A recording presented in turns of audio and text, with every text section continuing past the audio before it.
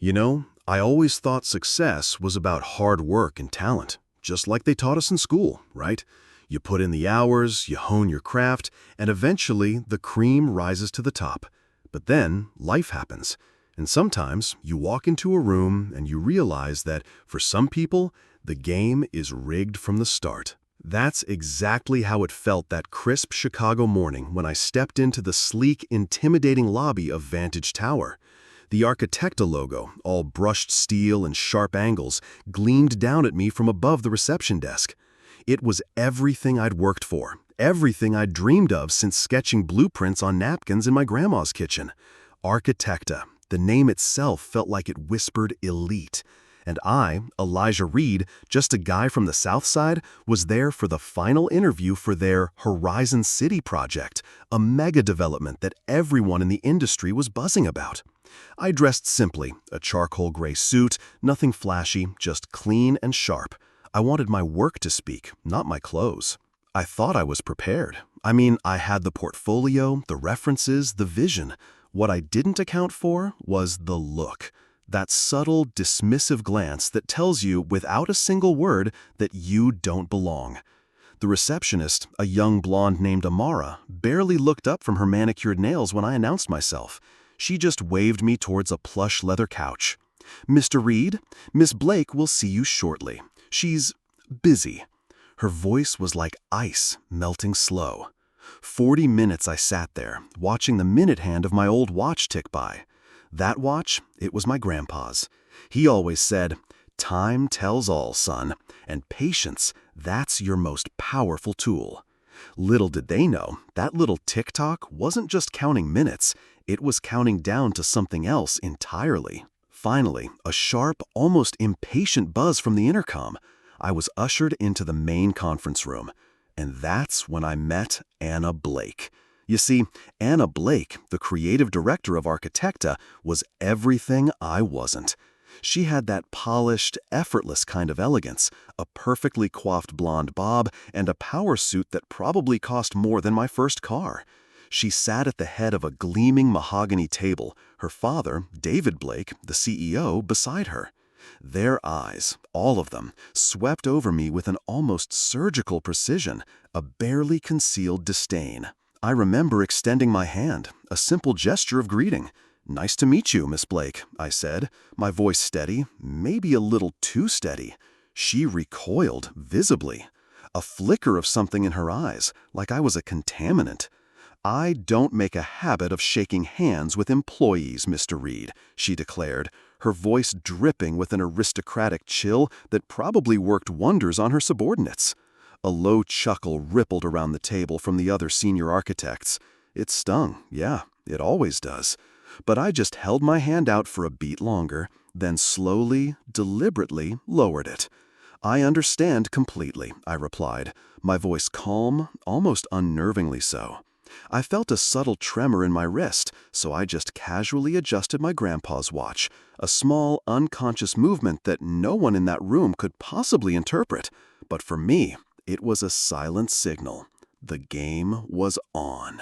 "I assume you're the consultant from our investors," she said, drawing out the word consultant like it was some kind of dirty secret. "I hope you won't take up too much of our time. People like me have important schedules." David, her father, cleared his throat, a sound of regal impatience. "We've reviewed your portfolio, Mr. Reid. Quite impressive, on paper. But it appears you lack the specific experience with projects of Architecta's scale." Anna flipped through some glossy blueprints on the table, not even glancing my way. "Our numbers speak for themselves. I don't see the need to explain complex concepts to someone who probably wouldn't grasp our strategic vision anyway." It was a dismissive wave, a mental brush-off. I just sat there, hands clasped, absorbing every slight, every sneer, every patronizing word. Each one, a tiny, burning ember, dropped into a mental file labeled Exhibit A. And in my pocket, nestled securely, a small, unassuming recording device hummed quietly, dutifully capturing every single syllable of what would undoubtedly be the most embarrassing presentation of Anna Blake's life. I just thought to myself, "Oh, honey, you have no idea who you're talking to." Right, so after that delightful little welcome committee, Anna Blake, with all the grace of a venomous snake, decided to assign me to what they clearly considered a throwaway project. It was this old, abandoned factory out in the industrial outskirts of Chicago, the kind of place where forgotten dreams went to die. They wanted to turn it into a community creative hub. Sounds nice, right? Except they gave me a shoestring budget, a laughable timeline, and absolutely no internal support. It was their way of saying, "Here, go play in the sandbox, kid. Don't mess up our real projects." They figured I'd either fail spectacularly or just disappear. Anna even made a point of it in one of their internal meetings, her voice dripping with sarcasm. "Mr. Reid will be heading the Community Hub project. I'm sure he'll find it challenging to keep up with our advanced methodology." And you know what? A part of me, the human part, wanted to throw in the towel right then and there. Wanted to pack up my simple suit, walk out, and never look back. But then I looked down at Grandpa's watch, and I remembered. Being 18, fresh out of high school, trying to get my first internship at a small brokerage firm in downtown Chicago. I remember the wealthy clients, the way they'd talk over me, around me, never to me, like I was invisible. Or being 25, pitching my first independent investment proposal, getting kicked out of 3 different offices before I even got a chance to speak. Every rejection, every condescending glance, every racist comment disguised as professional concern. They weren't roadblocks, they were fuel. While others gave up, I studied 18 hours a day, memorized financial reports like poems, developed an intuition for markets that bordered on the supernatural. So no, I wasn't going to fail. Not for them, not for me. Didn't spend much time at Architecta's fancy downtown office. My office became that old, dusty factory floor. I walked every inch of it, from the crumbling brick walls to the rusted steel beams, feeling the echoes of its past. I wasn't just designing, I was listening to the structure, to what it wanted to be. I requested reams of data, old structural reports, energy consumption records, even the history of local zoning changes. Ben Carter, a young engineer, fresh out of college, was assigned to me.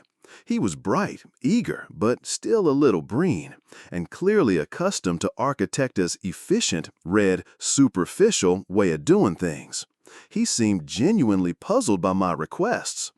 "Mr. Reid," he'd asked me on a video call one afternoon, his brow furrowed. "I mean, we usually just focus on the new design. Why all the historical data, the energy consumption numbers?" I just smiled, a genuine one this time. "Ben," I told him, "a good architect doesn't just draw pretty pictures. They understand the bones of a building. And sometimes the most important story is told not by what you see, but by the numbers you dig up." I could almost see the light bulb go off in his head. He was a good kid, Ben. He wasn't tainted by the Anna Blakes of the world yet. He saw genuine curiosity, not just an order to follow. While Ben helped me remotely with the Community Hub project, compiling all that seemingly irrelevant data, I was doing my own quiet work. Late nights, after I'd mapped out every detail of the factory revamp, I'd be buried in Architecta's public financial reports. And that's where things got interesting. I started cross-referencing their reported revenues with publicly available data from the previous quarter. And boom, a discrepancy of approximately $300 million. Not just a small accounting error, but a gaping hole. Then I dug deeper into their other major projects, The Horizon City project, the crown jewel Anna loved to brag about? 3 years behind schedule, $600 million over budget, with clear evidence of mismanagement and possible corruption. These weren't just numbers to me, they were stories of negligence, maybe even worse. And I found suspicious reclassifications of operating costs as research investments, productivity figures that didn't match public energy consumption data for their Ohio plant. It was all public information, really. Just nobody cared enough to look that closely. Nobody, except me. My phone buzzed, a discreet vibration in my pocket. It was Marcus, my right-hand man, my CFO at Reid Global. A simple text message, ready to execute Phase 2 when authorized. I felt a quiet satisfaction bloom in my chest. This wasn't just a job interview anymore. This was about something bigger. This was about proving that integrity, real talent, and genuine hard work can bring down even the most arrogant empires built on rotten foundations.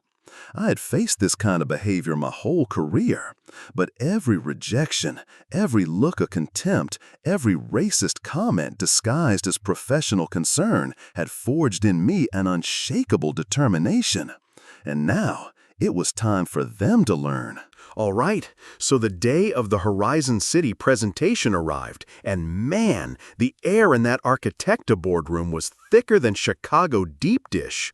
Anna Blake, all smiles and practiced confidence, was up there, laser pointer in hand, dazzling everyone with charts and graphs.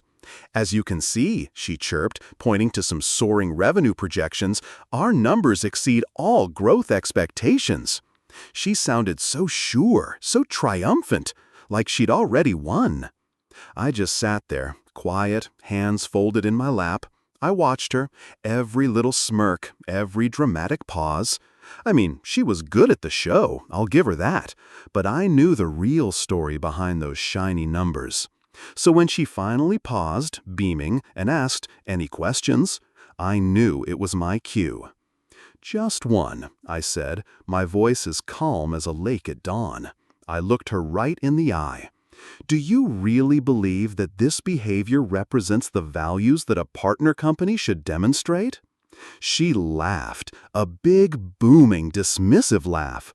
The other executives, her father David included, chuckled along, like it was the funniest joke they'd heard all day.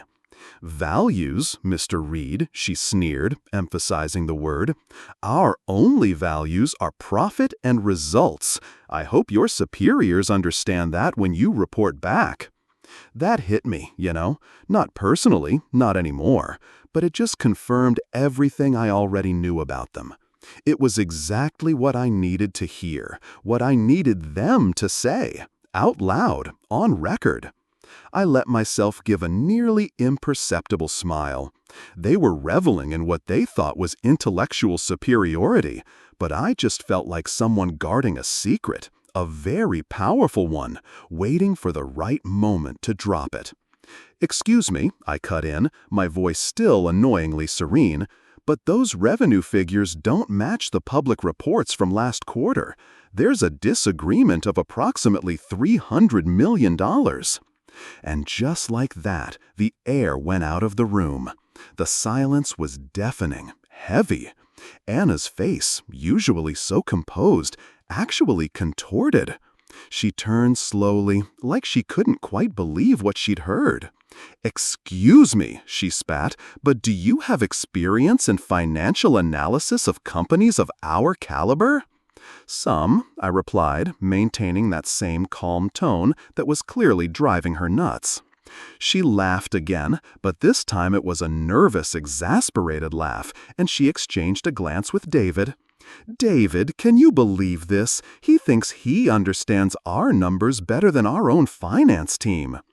David, always the loyal henchman, leaned forward, his face etched with that familiar air of superiority. "Mr. Reid," he drawled, "I imagine your supervisor sent you here with some kind of checklist to fill out. How about we simplify this? Tell us exactly what you need to hear so we can end this meeting." Oh, I'd face this song and dance 1,000 times. The subtle put-downs, the thinly veiled insults, but every rejection, every look of contempt, every racist comment disguised as professional concern had forged in me an unshakable determination. While others gave up, I studied 18 hours a day, memorized financial reports like poems, and developed an intuition for markets that bordered on the supernatural. Actually, I said, adjusting my watch again, that little gesture I'd made a few times now. I'm more interested in understanding the corporate culture of this company, its core values. Anna let out a genuinely amused laugh. Values. Our only value is excellence, and we recognize excellence when we see it. She paused dramatically, scanning me from head to toe, a slow, deliberate insult. Something that is clearly not present in this room. The other executives snickered. They thought they were so clever. My phone vibrated discreetly in my pocket. It was a message from Marcus. Ready to execute Phase 2 when authorized. Good, because Anna, encouraged by her cronies, decided to really lay it on thick. "You see, Mr. Reid," she began, walking over to the panoramic window that overlooked the financial district, "companies like Architecta operate at a level that requires a certain refinement, proper education, the right connections, experience in circles where real decisions are made." She turned back to me, a smug smile playing on her lips. "I imagine it must be difficult for someone like you to comprehend the complexity of the operations we conduct here. It's not personal, you understand. It's simply reality." I just nodded, thoughtfully. "I understand your perspective perfectly, Miss Blake," I said. "It's interesting how some people confuse inherited privilege with earned competence." That hit a nerve. Her smugness evaporated, replaced by raw indignation. She spun around, face red. "How dare you? My family built this company from the ground up." "With an initial loan of $50 million from your grandfather's trust fund," I replied softly. "Public information, by the way." David slammed his fist on the table. "This has gone too far. Who do you think you are to speak to Miss Blake like that?" For a moment, I let my eyes betray a flicker of the power I usually kept so carefully hidden. "Someone who knows the real value of things, Mr. Blake." Anna took a deep, shaky breath, clearly trying to regain her composure. "Very well. If you want to play auditor, let's give you something to audit." She pressed the intercom button. "Jennifer, bring me the Horizon City project reports, all of them." "The confidential ones too, ma'am?" Jennifer's voice chirped through the speaker. "Especially the confidential ones." Anna purred, a triumphant glint in her eye. "Our consultant here seems to have plenty of time for detailed analysis." She thought she was laying a trap. What she didn't know was that I had already discreetly accessed those reports through completely legal channels, information available to any serious investor. I knew the Horizon City project was 3 years behind schedule and $600 million over budget, riddled with mismanagement and potential corruption. While we waited, Anna made a show of whispering loudly to David. "It's amazing how some people don't recognize when they're clearly out of their league." I just smiled discreetly. I was thinking about my office 6 blocks away, where a team of 15 elite financial analysts, grads from Harvard, MIT, Wharton, were waiting for my instructions. I was thinking about the phone call I'd received just yesterday morning from the CEO of Goldman Sachs, asking my advice on a $12 billion acquisition. Every word of contempt, every condescending glance. It wasn't just being stored in my memory, it was being meticulously cataloged by that high-quality recording device in my pocket. In a single 40-minute meeting, Anna Blake and her team had provided enough evidence of discrimination to destroy her reputation forever. Those privileged folks, they had no idea that every act of contempt was writing their own sentence of defeat. Elijah Reid wasn't just a patient man. He was a strategist who understood that the best revenge is built brick by brick, word by word, until it forms an impermeable fortress of justice. So there I was, sitting in that boardroom, watching Anna Blake crumble. Her phone buzzed again, for the fourth time in 15 minutes. This time it was Jennifer, her secretary, and even from where I sat, I could hear the tremor in her voice. "Ms. Blake," she stammered, "the financial press is calling non-stop. The Wall Street Journal wants a statement on the allegations of racial discrimination at the company." "Racial discrimination?" Anna repeated, her voice going up an octave, almost a shriek. What on earth are they talking about? I just watched her, calmly. The panic was finally setting in. This was it. I pulled out my phone, typed one word, and sent it. Now. 6 blocks away, Marcus, my loyal CFO and the quiet force behind so much of what we do, received the message. I pictured him in our sleek office, overlooking the very same skyline. "Phase 2 authorized," he told our team of 5 analysts, all young, brilliant minds, most of whom had probably faced their own versions of Anna Blake in their careers. "Release everything." Within seconds, a 43-minute audio file was blasted out to 17 financial journalists, 12 civil rights activists, 27 institutional investors in Architecta. Every contemptuous word, every racist comment, every moment of humiliation Anna had inflicted on me during that meeting, it was all there, raw, unedited. "I don't shake hands with employees," Anna's arrogant voice echoed through loudspeakers in newsrooms across the country. "People like me have important agendas. It's just reality. Someone like you?" Anna was still trying to process the discrimination call when David burst into the room, his face beet red, panic etched into every line. "Anna, we need to talk now. There are recordings of you circulating online, extremely compromising comments." Recordings? That word seemed to finally pierce through her shock. Anna spun around to face me, her eyes, for the very first time, showing a spark of real, dawning suspicion. You recorded our meeting?"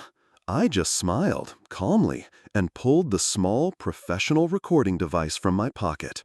"I recorded every word, Ms. Blake, every gesture of contempt, every prejudiced comment, every moment you chose to humiliate someone you believed to be inferior."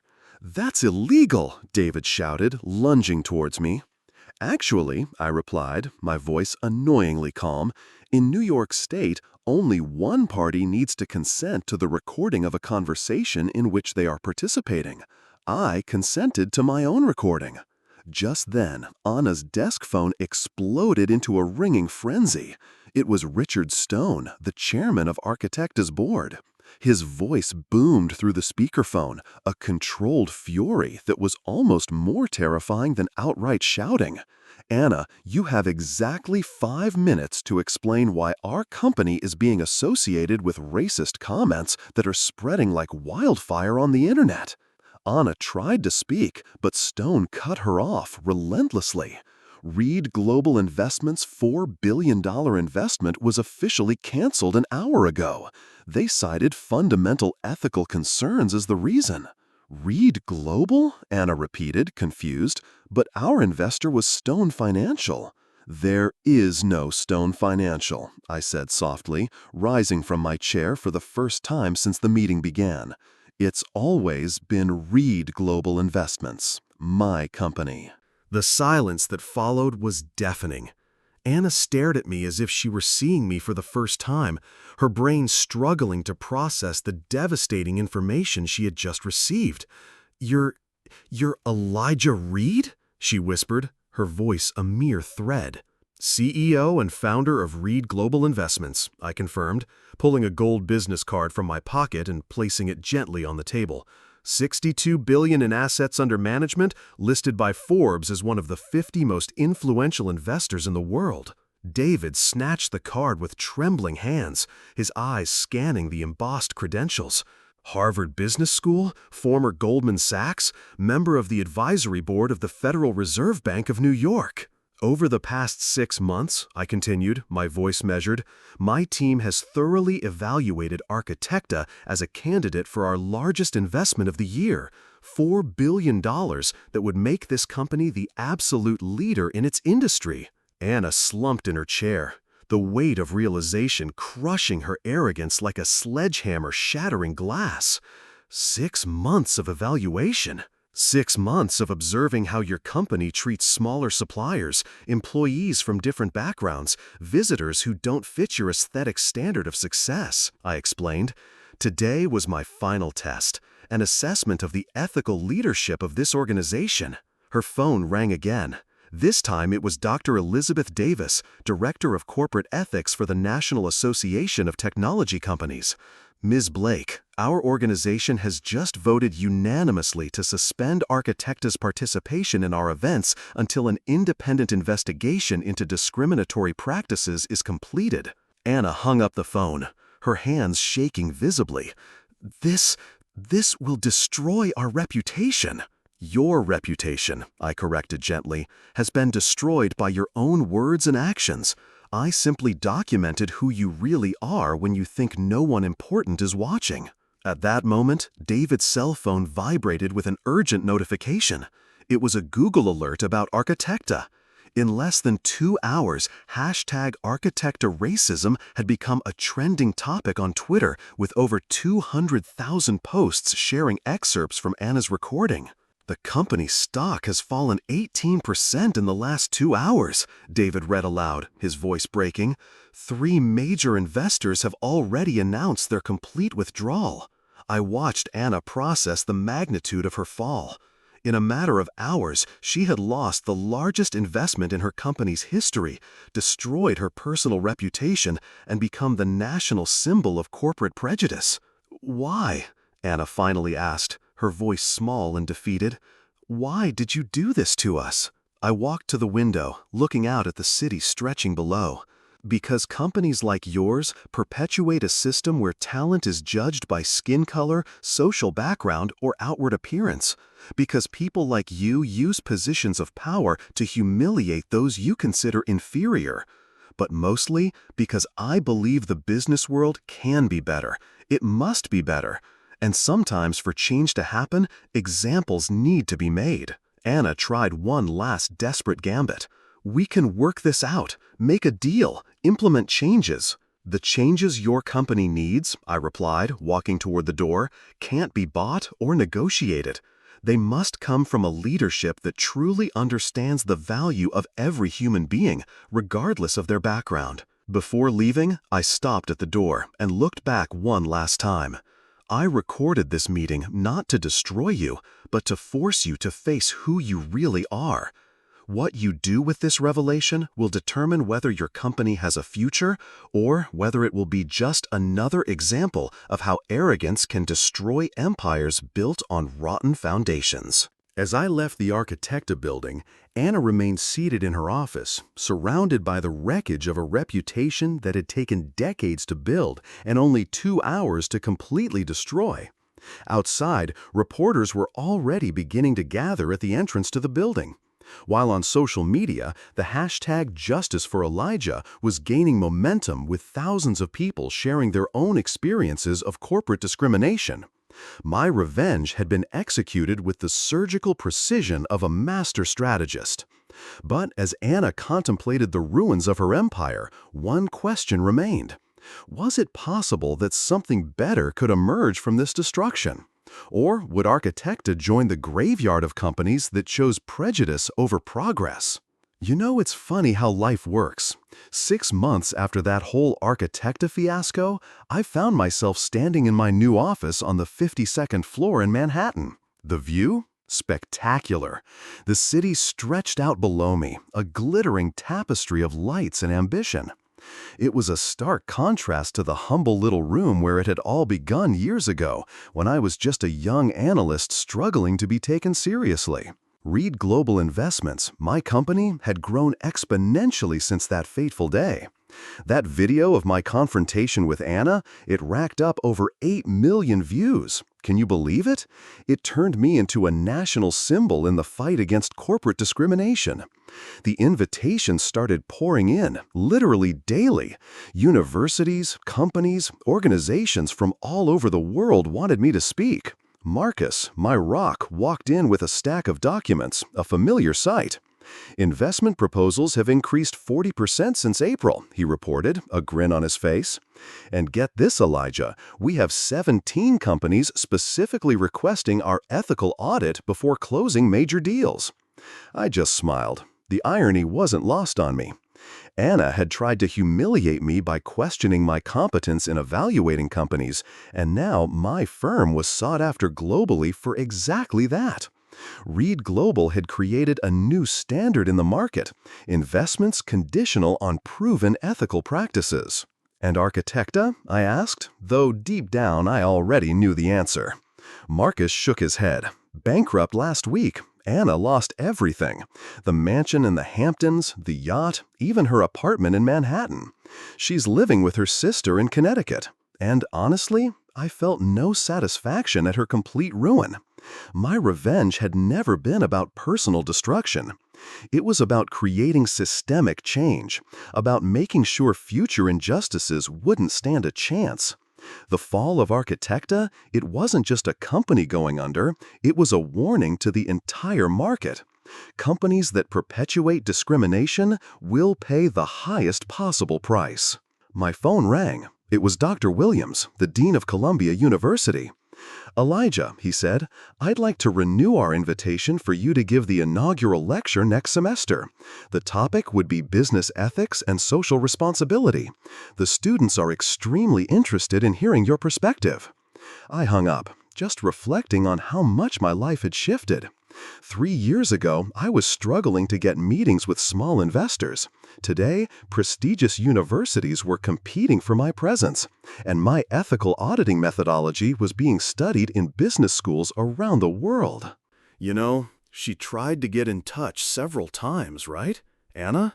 She left 17 messages asking to talk. I nodded. I had listened to them. Desperate pleas from a woman who had finally understood the magnitude of her actions. But some lessons, you realize, can only be learned through irreversible consequences. I got an interesting call today, Marcus continued, breaking the silence. Johnson & Associates wants to implement our diversity protocol in all of its international branches. 43 countries, Elijah. 43 countries adopting standards that were born out of that humiliating meeting at Architecta. It was incredible. The transformation had spread far beyond New York. Companies in Europe, Asia, South America, they were all starting to adopt what we called the Reid protocols, strict guidelines ensuring equal opportunity regardless of race, gender, or social background. What had started as a strategy to expose one discriminatory company had become a global movement. I walked over to my desk, where a framed photo showed my team of 50 employees, a diverse group of brilliant analysts, exactly the kind of talent companies like Architecta used to ignore. Each hire was a small victory against the system that had once tried to limit me. "Remember that meeting?" Marcus asked, pointing to the wall where a discreet plaque displayed the date of the confrontation with Anna. "When we left that building, I thought we had simply documented another case of corporate bias." "And we did," I replied. "But we also did something more important. We proved that the best response to discrimination isn't anger or resentment, it's excellence. It's building something bigger than those who tried to diminish us could ever imagine." The office door opened, and Jennifer, my new executive assistant, announced my next appointment. It was a group of young Black and Latino entrepreneurs, participants in the mentoring program I'd created with a portion of my firm's profits. As they entered, I remembered myself years ago, talented, determined, but facing invisible barriers that seemed insurmountable. Now, I was the bridge others crossed to achieve their own dreams. "Mr. Reid," said Maria, a 24-year-old woman who was developing an educational technology startup, "I wanted to thank you for the initial investment. Our company is already valued at $2 million." I smiled. I remembered my initial meeting with Maria 6 months earlier. She'd been rejected by 16 different investors, all citing lack of experience or inappropriate market, the same euphemisms I knew so well. "Your success is proof that talent and determination always overcome prejudice," I replied. "You just needed someone to recognize your potential." At the end of the meeting, as the young entrepreneurs left, carrying hope and resources to turn their visions into reality, I reflected on the true meaning of victory. Anna Blake had lost a company. I had gained the chance to change the world. Marcus approached with one last update for the day. "Forbes magazine wants to put you on the cover of their special issue on ethical leadership," he said. The headline would be, "The Man Who Turned Humiliation into Revolution." I declined politely. My story had never been about personal recognition. It was about creating opportunities for others. The true measure of my success wasn't in the billions I managed, but in the hundreds of careers I had helped launch and the thousands of minds I had inspired to never accept limitations imposed by prejudice. As the sun set over Manhattan, I looked out at the city that had once seemed too hostile for someone like me. Now, every light that came on represented a possibility, every building an opportunity to build something better. Anna Blake had tried to teach me about my place in the world. In response, I had completely redefined what that place could be, not just for myself, but for all those who would come after me. The best revenge I had learned wasn't to destroy those who had hurt me. It was to build something so extraordinary that their limitations became irrelevant, turning every no into fuel for an even bigger yes. Because in the end, true victory isn't about defeating your enemies. It's about surpassing them so spectacularly that they become irrelevant in the face of the greatness you've built. This story of Elijah Reid, the silent architect, offers a profound lesson for us all, regardless of where we come from or what challenges we face. It's a testament to the enduring power of quiet strength in the face of blatant prejudice. We often hear the saying, "Don't judge a book by its cover," and Elijah's journey is a vivid embodiment of that truth. He teaches us that true worth isn't found in designer suits or inherited wealth, but in competence, integrity, and an unshakable belief in oneself. His experience shines a light on the insidious nature of toxic silence, the kind that allows discrimination to fester, that dismisses talent based on superficial judgments. Elijah's approach isn't about bitter retaliation, but about strategic elevation. He didn't just fight back, he built something better. He turned every no into fuel, every sneer into a stepping stone, demonstrating that the most potent response to injustice is often through undeniable excellence and creating opportunities for others.